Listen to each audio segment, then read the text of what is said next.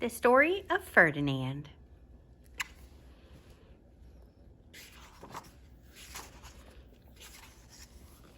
Once upon a time in Spain, there was a little bull, and his name was Ferdinand. All the other little bulls he lived with would run and jump and butt their heads together. But not Ferdinand. He liked to just sit quietly and smell the flowers. He had a favorite spot out in the pasture under a cork tree. It was his favorite tree, and he would sit in the shade all day and smell the flowers. Sometimes his mother, who was a cow, would worry about him. She was afraid he would be lonesome all by himself. "Why don't you run and play with the other little bulls and skip and butt your head?" she would say. But Ferdinand would shake his head. "I like it better here, where I can just sit quietly and smell the flowers." His mother saw that he was not lonesome, and because she was an understanding mother, even though she was a cow, she let him just sit there and be happy. As the years went by, Ferdinand grew and grew until he was very big and strong. All the other bulls who had grown up with him in the same pasture would fight each other all day. They would butt each other and stick each other with their horns. What they wanted most of all was to be picked to fight at the bullfights in Madrid. But not Ferdinand. He still liked to just sit quietly under the cork tree and smell the flowers.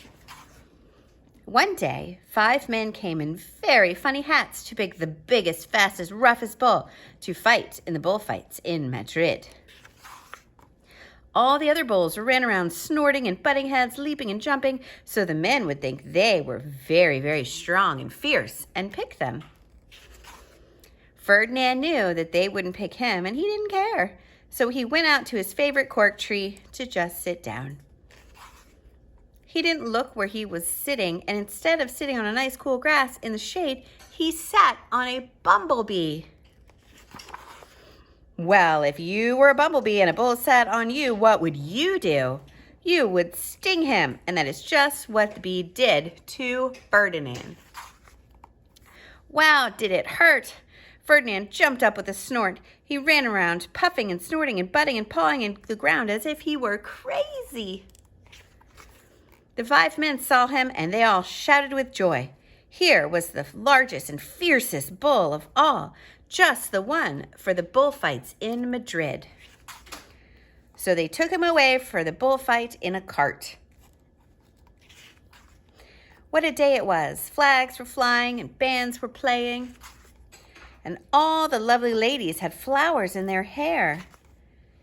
And they had a parade into the bull ring. First came the banderilleros with long, sharp pins and ribbons on them to stick in the bull and make him mad. Next came the picadores, who rode skinny horses, and they had long spears to stick in the bull and make him madder.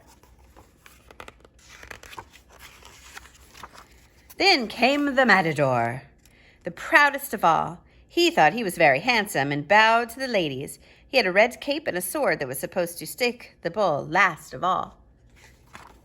Then came the bull, and do you know who that was, don't you? Ferdinand.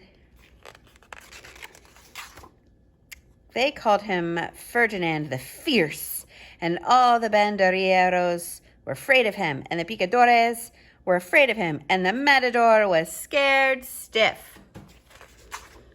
Ferdinand ran to the middle of the ring, and everyone shouted and clapped because they thought he was going to fight fiercely and butt and snort and stick horns around.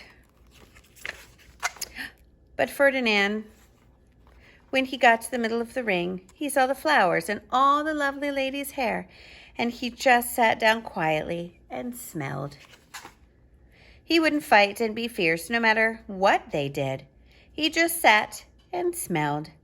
And the banderilleros were mad, and the picadores were madder, and the matador was so mad he cried because he couldn't show off his cape and sword. So they had to take Ferdinand home. And for all I know, he's sitting there still under his favorite cork tree, smelling the flowers just quietly. He is very happy. The end.